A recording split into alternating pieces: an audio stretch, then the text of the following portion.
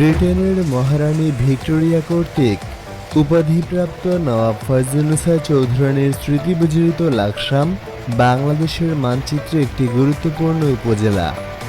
গুঞ্জন শোনা যাচ্ছে কুমিল্লা বিভাগ হওয়ার আগেই লাকসাম জেলা বাস্তবায়ন হবে। আর কোনো দাবি নাই, লাকসামকে জেলা চাই।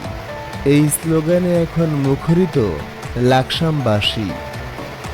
একসময় বাংলাদেশের দ্বিতীয় বৃহত্তম থানা লাকসামকে বিভক্ত করে ইতোমধ্যেই 4টি উপজেলা গঠিত হয়েছে।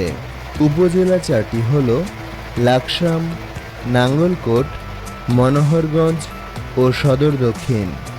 নির্বাচন কমিশনের ভোটার তালিকা অনুযায়ী এই 4টি উপজেলায় সর্বমোট ভোটার সংখ্যা প্রায় 7 লক্ষ।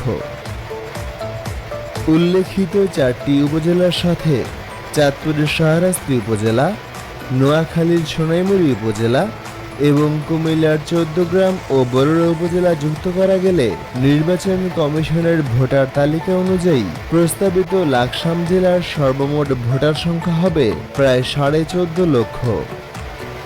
তাই ইতিহাস, ঐতিহ্য, আয়তন, জনসংখ্যা সহ সকল দিক বিবেচনা করে লাকসাম জেলা বাস্তবায়ন করা এখন সময়ের দাবি।